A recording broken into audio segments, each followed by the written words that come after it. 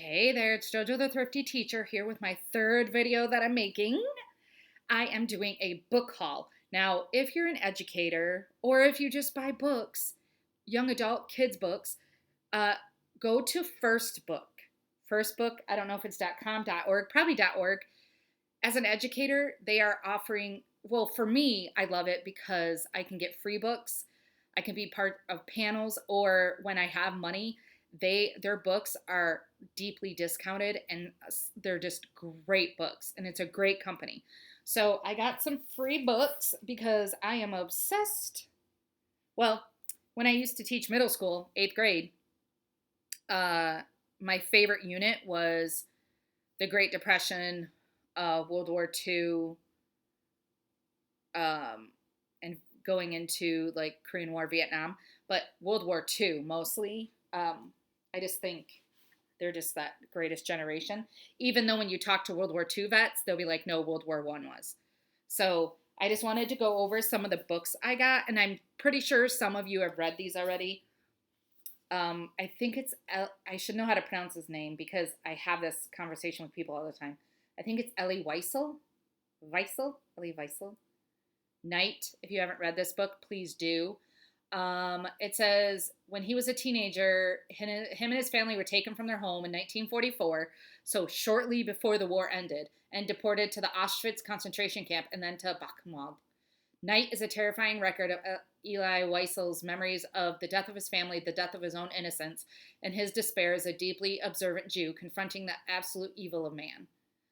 This new translation by his wife and most frequent translator, Marian Wiesel, corrects important details and presents the most accurate rendering in English of Elie Wiesel's seminal work.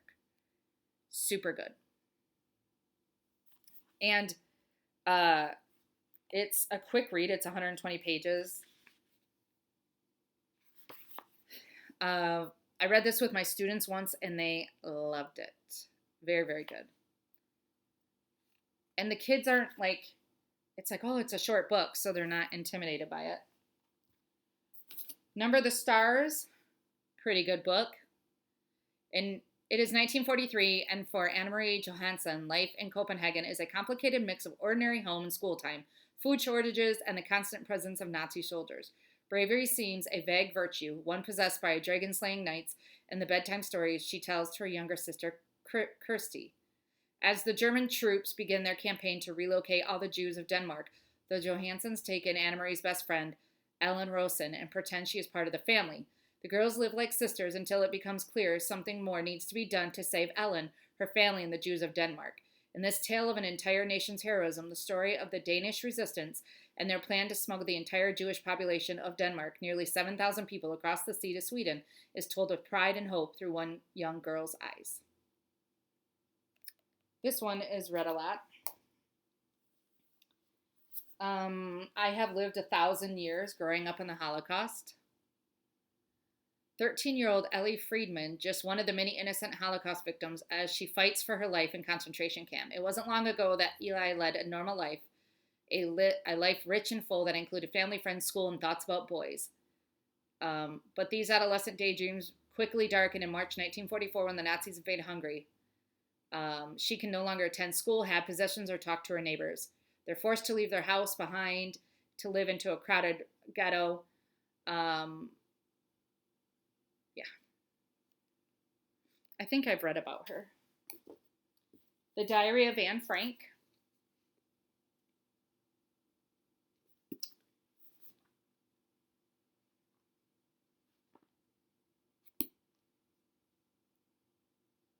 This is in Spanish. That's cool. That's really cool. Gerda Weissman Klein, All But My Life. Presidential Medal of Freedom. Tells the story of a young woman's 3 frightful years as slave laborer of the Nazis and her miraculous liberation. In print for more than 50 years and read around the world, stands the ultimate lesson in humanity, hope, and friendship.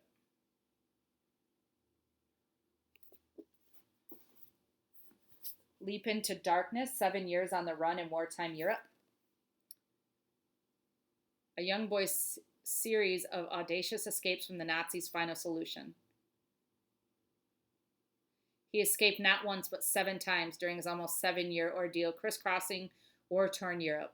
He leaped from trains, outran police, and hid in attics, cellars, anywhere that offered a few seconds of safety. First, he swam the river Sauer at the German-Luxembourg border. Later, he climbed the Alps on feet so battered they froze to his socks, only to be turned back at the Swiss border.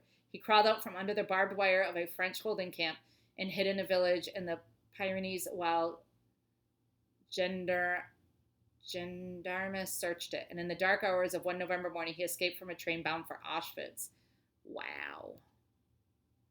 Wow, wow, wow. This is a banned book in a lot of states. Moss.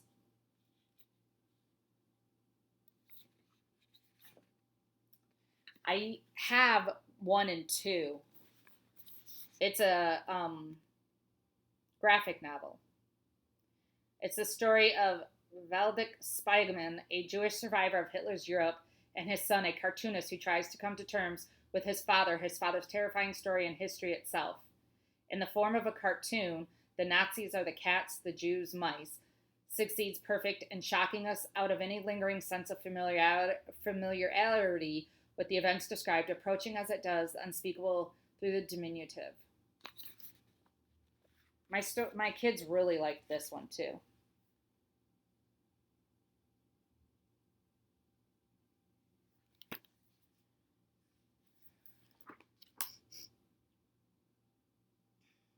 Yeah, part 2.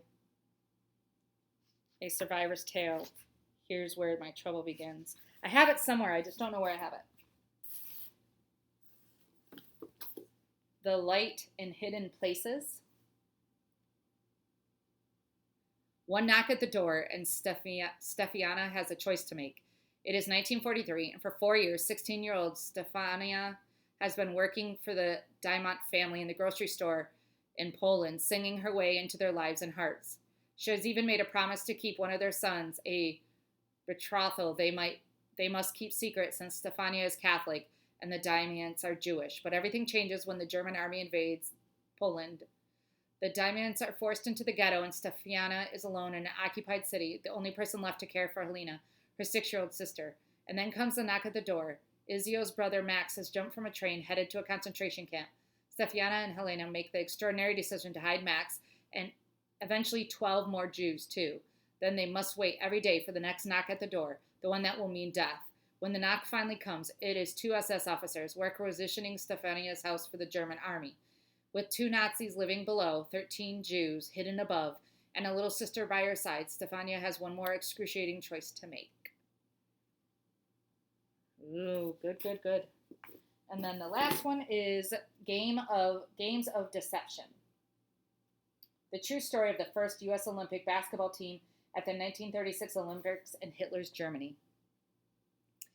On a scorching hot day in July 1936, thousands of people cheered as the U.S. Olympic teams boarded the SS Manhattan, bound for Berlin. Among the athletes were the 14 players representing the first ever U.S. Olympic basketball team.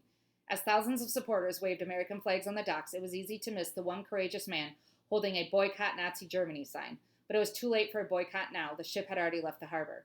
In 1936 was a turbulent time in world history. Adolf Hitler had gained power in Germany 3 years earlier. Jewish people and political opponents of the Nazis were the targets of vicious mistreatment, yet were unaware of the horrors that awaited them in the coming years. But the Olympians on board the USS Manhattan and other international visitors wouldn't see any signs of trouble in Berlin.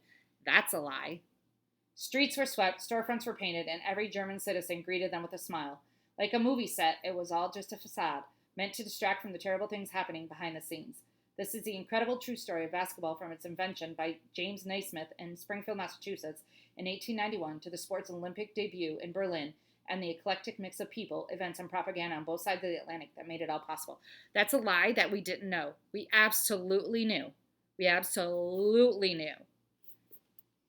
Because Hitler was mad that they had black people at the Olympics. And we knew what they were doing.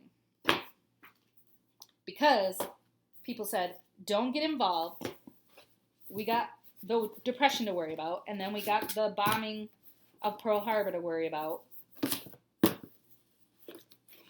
So we absolutely knew. But we said, not our country, not our problem. Now, I don't care if you agree or disagree with me. My YouTube. Hi. But I am open to discussion. I am not open to argument. I am open to discussion. We can disagree politely. We can agree politely. Jojo the Thrifty Teacher, thank you. Have a good day.